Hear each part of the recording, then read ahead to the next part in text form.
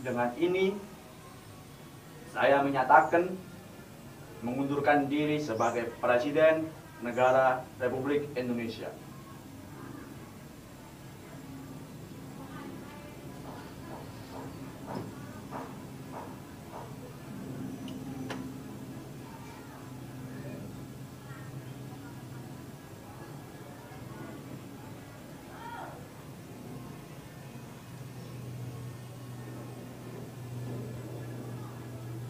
Dulu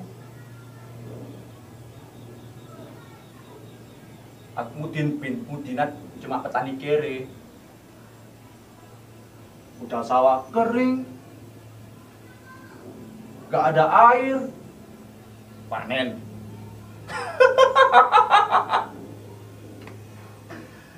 Ya cuma buat tutup lubang kali lubang, po. Dadi maling, ora wani. Dilarang agama.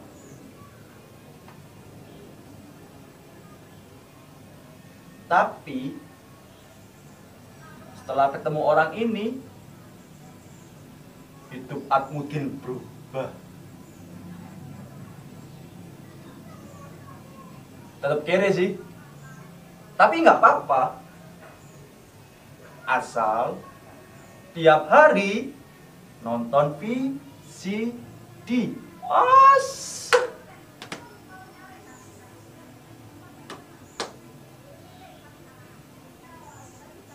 Kalau udah kesirup VCD, aduh,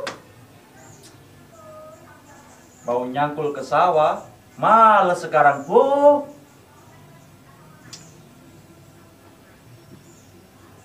Emang hebat Mas Hari, hebat.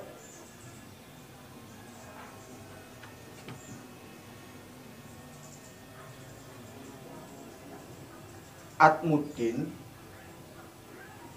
bertemu Mas Har di alas roban.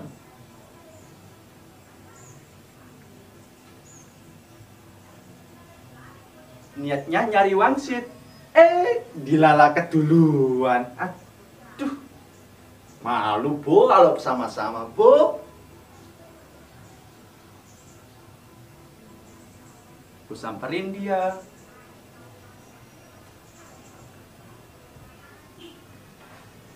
Bahasa halus, nun sewu, nun sewu. Gak ada respon.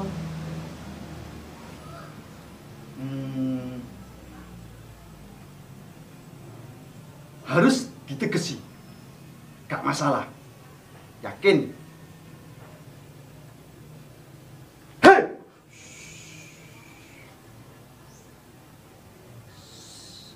Wajahnya Bu bersinar. Emang tampak kalau orang-orang berwibawa. Kami perkenalan. Namanya Mas Har. Udah wis, udah. Gak usah dideskripsikan. Orang berwibawa. Has. Ngenten pun. Kami ngobrol, ngalor, ngidul, wah segalanya wis. Dilala, dia serius. Tiba-tiba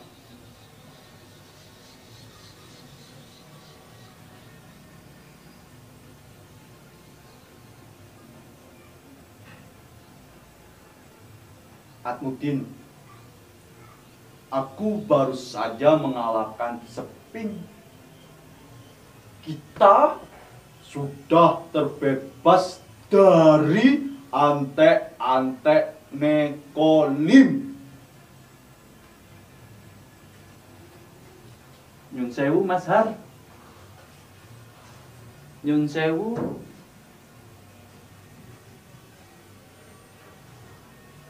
Seping niku nopo?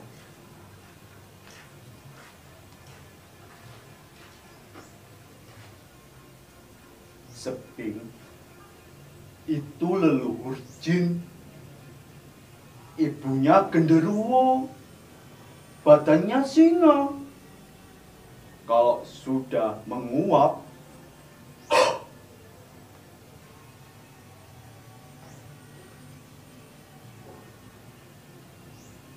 bau, Bu.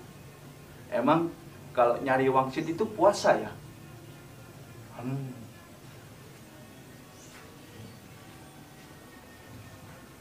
Wabah kolera menyerang satu negara. Harga beras naik gara-gara petani sibuk garuk-garuk pantat. Aduh, Mbok. Tapi nggak apa-apa. Nggak apa-apa.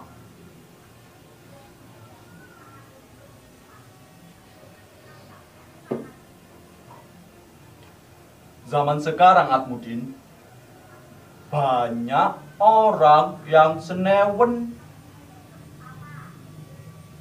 ngayal, kebanyakan makan legenda. Legenda itu nonsen, Atmudin, hayalan, fiksi. Atmudin, jangan mau dibodohi orang-orang begini. Cuma duduk, ngayal, main mecintik, mimpi dapat uang. Asyah. Atmudin, susastra itu hiburan borjuis, masturbasi. Jadi orang kecil itu harus bekerja keras, banting tulang baru. Rakyat kecil bisa dihargai.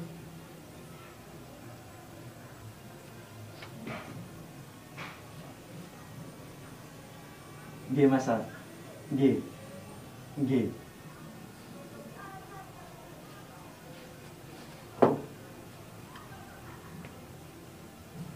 Atmudin, kamu harus ingat dan waspada. Waspada. Eling dan waspada.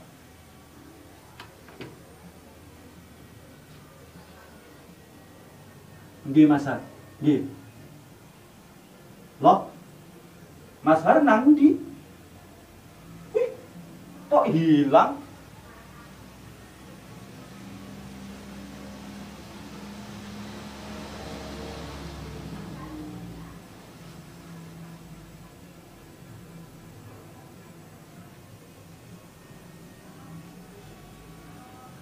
Mas Har kemana? Jangan-jangan aku di sini, Atmudin. Wah, Mas Har emang akrobatiknya ngalah-ngalai Tarzan.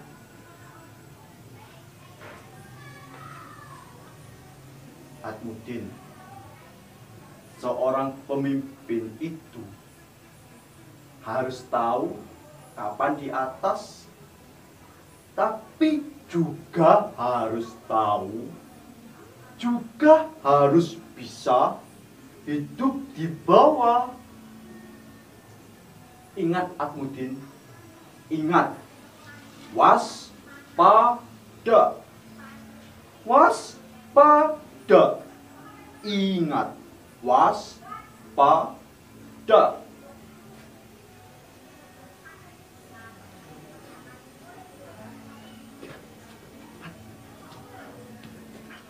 7, 8, 1, 2, 3, 4, 5, 6, 7, 8, 1, 2, 3, 4, 5, 6, 7, 8.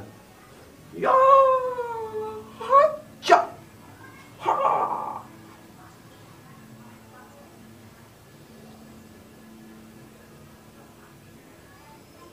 Ketika masyarakat gandrung akan olahraga, Sphinx menjelma menjadi kuda betina yang montok.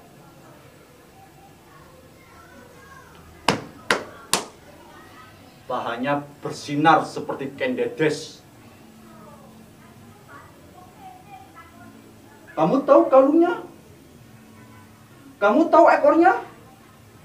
Dikalungkan selayaknya para peraih medali di Olimpiade.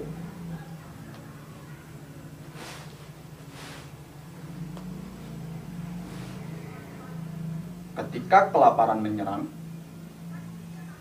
Sphinx bersembunyi di gorong-gorong got orang-orang Tionghoa. Dia menetaskan tikus-tikusnya di meja makan presiden, di piringnya presiden. Oleh sebab itu, presiden salah makan. Jadi, kamu harus tahu kenapa presiden sering keselio lidah. Ingat, Atmudin, ingat, ingat, waspada, waspada, waspadalah.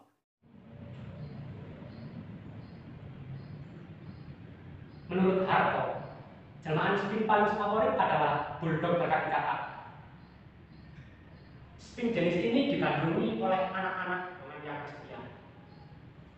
Sphinx menjilati anak-anak ini dengan lidah bulldognya yang khas. Kemudian anak-anak gedongan ini birahi dan agresif, mendobrak pintu-pintu bank, kemudian mengambil kartu kredit tanpa anjuran. Kemudian setelah birahinya terpuaskan, anak-anak ini tiba-tiba mempunyai bakat menjadi seorang pemimpin perusahaan dengan bermodalkan banyak menjilat seperti yang digelarkan oleh Sphinx ini.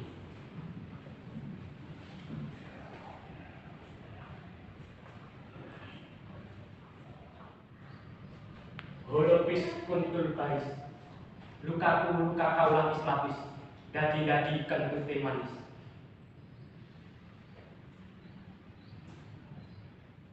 Menurut Harto, Sphinx juga menguasai aji halimunas, di mana Sphinx bisa menjelma menjadi kabut asap berwarna kuning, sehingga kita tidak bisa membedakan mana asap, mana kabut, apalagi di daerah ketinggian semacam puncak.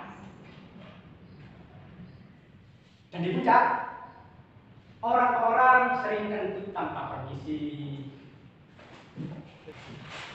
Sphinx bisa menyelinap dalam kentut itu, apalagi kalau yang menghirup dan udaranya masih belum aktif balik. Orang bisa kehilangan dan keseret penyakit lata.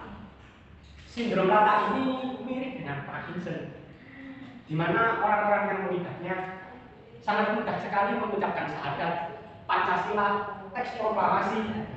Namun ketika mengucapkannya dibumbui dengan kalimat surat talak.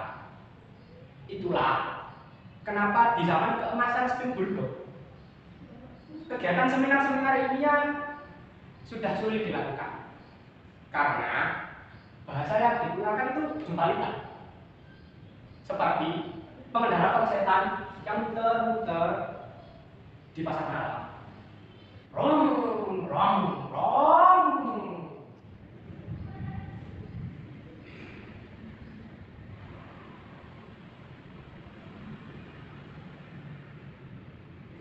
Menurut Harto, Sphinx juga suka menjelma jadi orang-orang pribumi yang bersatu. Kepalanya berkelakon, sedangkan tubuhnya keemasan seperti seperti barongsai yang turun gunung. Ini adalah pengaruh reformasi ketoprak. Menurut kajian Lemhanas, Spink ini adalah sosok yang sok kultural, tapi miskin intelektual. Dan gaya seperti ini sering ditiru oleh lurah-lurah yang punya mimpi dan berhalusinasi jadi menteri. Sebaliknya, gaya Spink Saruman ini juga diadopsi oleh menteri-menteri yang sok alim dan seperti ingin hidup di pesantren lagi.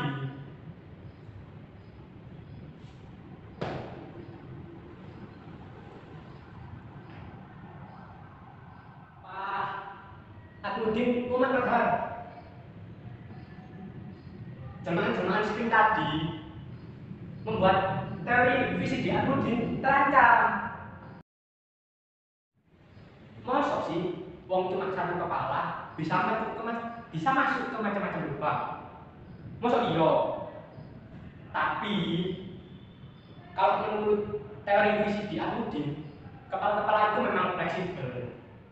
Kepala yang kecil bisa masuk ke yang besar. Jadi sama ini memang benar besar. Jangan-jangan sama ini memang ramal universal, kayak Balus bagus tuh. Tapi kesimpulan dari macam-macam kepala ini, apa sih Mas Har? Pendek kata Akmudin, Spink itu makhluk yang menghalalkan segala cara, asalkan ambisinya itu tercapai. Maka saya tantang Spink itu untuk duel. Tadinya mau saya tantang adu tembak, dan pihak militer pun juga sudah setuju. Cuma cara itu kurang jawani. Jadi tak tantang duel buat adu kayak perang Bharata Yuda. Harto diizinkan memegang kontak, sedangkan Spink diperbolehkan untuk meminjam senjata kepada negara tetangga yang memang bersahabat. Tapi kabarnya perang itu kurang menarik dan tangga tembaknya itu kurang tertata. Tahu kenapa? Karena sering diletupi dengan adegan-adegan seperti ini. Dr. Zainuddin selaku ketua juri itu sering interupsi. Sebentar-sebentar ada tak buka dari yang nyarinya pelontang itu. Dan seringkali suaranya juga bocor oleh pabrik-pabrik visi ilegal yang sedang menggandakan film-film super dewasa.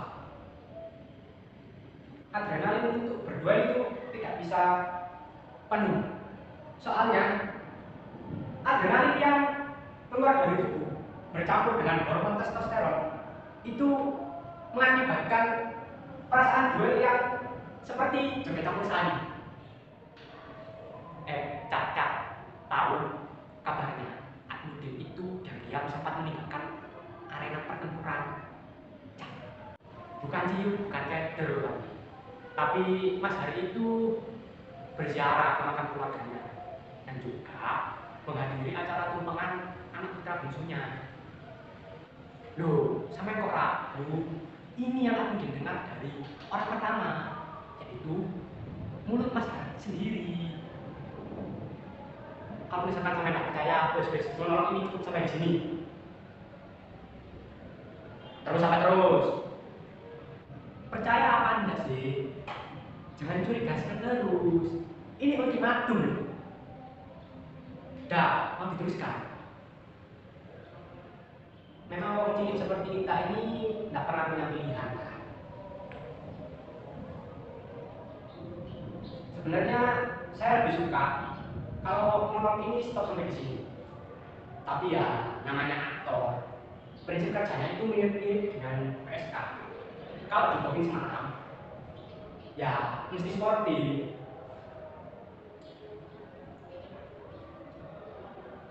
Harto izin cek kesehatan. Di babak pertama, dia merasa kalau daya ingatnya itu mundur. Dia nggak bisa membedakan mana pintu WC, mana pintu kamar, dan mana SK yang sudah ditaginya.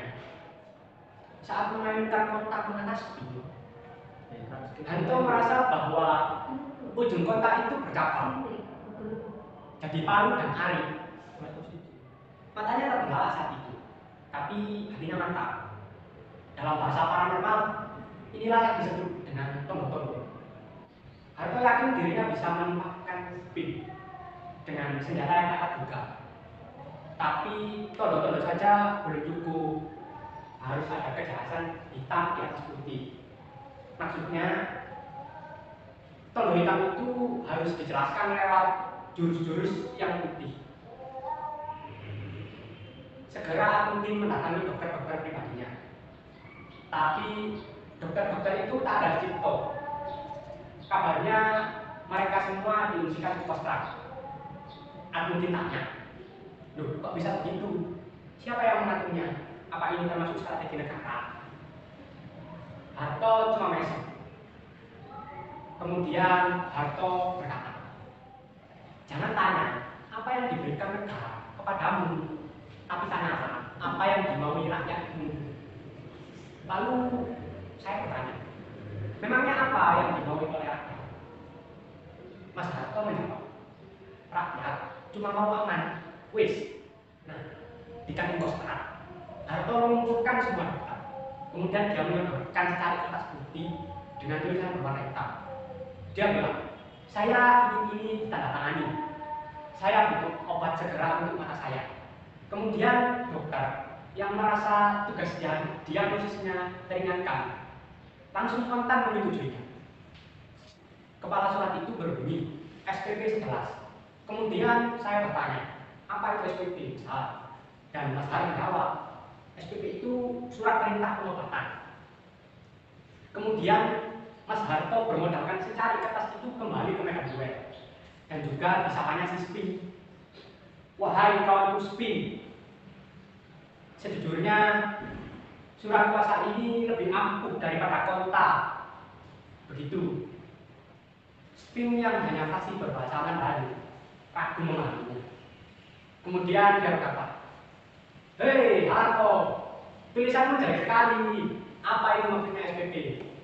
Kemudian dengan menyeringai Harto menjawab, SPP itu surat perintah perdamaian. Kemudian Spin balik bertanya, apa maksudnya perdamaian? Si Harto pun menjelaskan, begini kawan Spin, kita ini kan duel di ranah politik. Nah, politik itu harus ada yang di atas, harus ada yang di bawah. Nah, sekarang posisinya saya di atas dan kamu yang ada di bawah. Tidak adil, bentak Spin. Tenang dulu kawan Spin. Yang di bawah itu enak. Soalnya kamu kan lebih dekat dengan air. Jadi bagianmu itu yang basah-basah. Spin pun tak diam.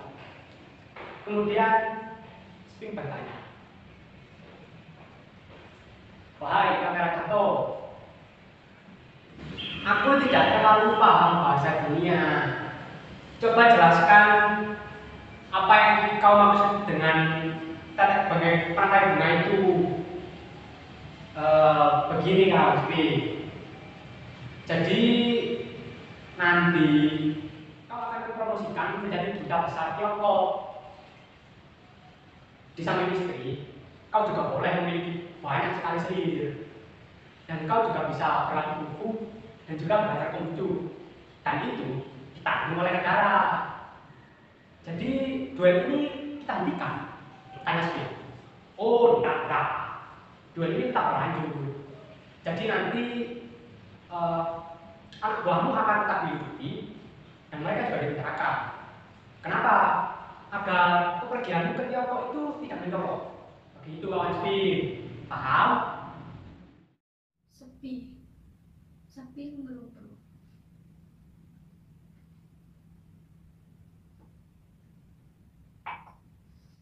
Melihat ini, Dokter Zaidi dengan sikap berdiri.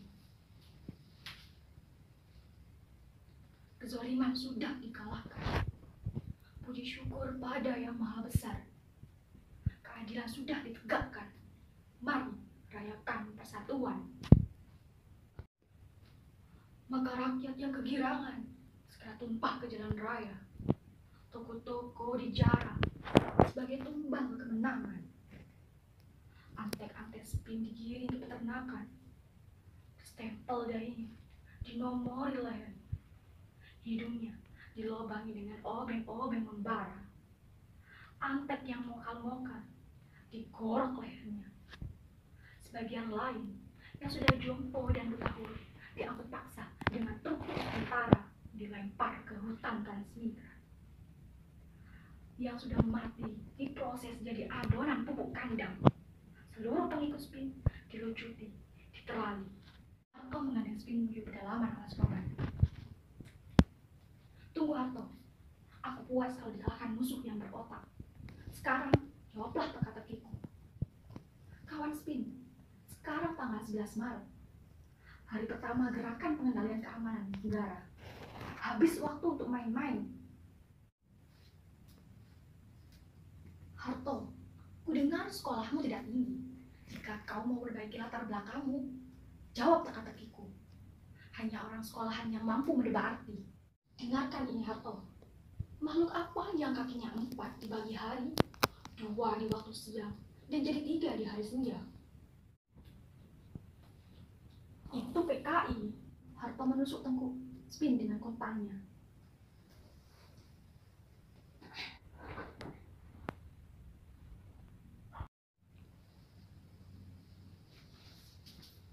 Spin rubuh, telentang bersimbah getih binatangnya. Lunglai menumbuk lumut hutan. Konta yang tertancap makin dalam masuk ke tenggorok. Harto memasang kacamata, menyapa dengan tenang.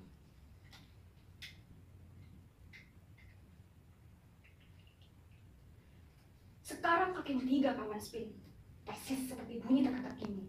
Kamu sudah senja. Kenapa begini, kawan Harto? Dunia ini tanggung sandiwara. Harto melepas kacamatanya, meneteskan rohto pada matanya yang penuh bercak merah.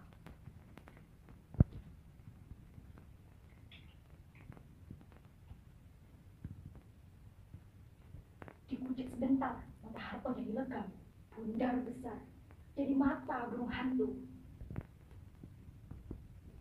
Mata itu tidak lagi berkedip, tajam dengan rahasia.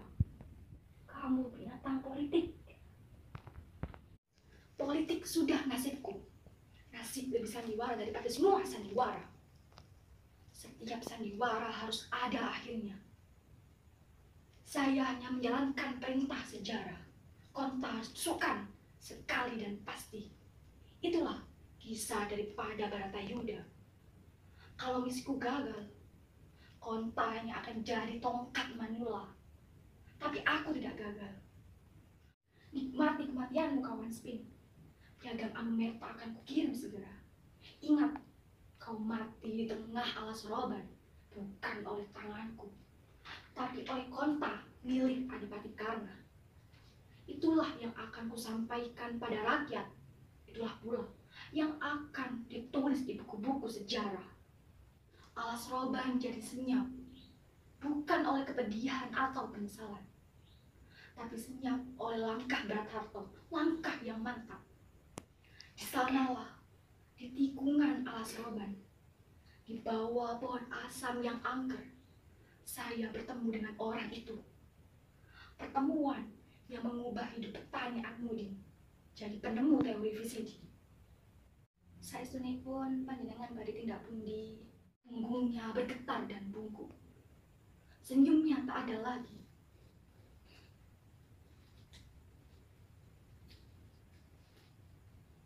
Atmudin beri dia nasihat. Kalau sudah tua begini, lebih baik tinggal di rumah. Istirahat. Di sini alas, nggak aman. Banyak makhluk kejadian, banyak spin. Mata orang itu sembab, tatapannya kosong. Dia begitu sepuh dan rapuh. Tangannya yang lambat menunjuk-nunjuk dadanya. Tangan buka-buka dada. Angin di sini penuh penyakit. Angin ini jelmaan spin. Orang ini kopeh, tak mau dengar nasihat teman. Saya Spin. Sayalah Spin. Saya belum bisa mengalahkan daripada diri saya sendiri. Saya sudah mengkorupsi diri saya sendiri. Setiap kali dipukul dadanya, keping-keping VCD berjatuhan.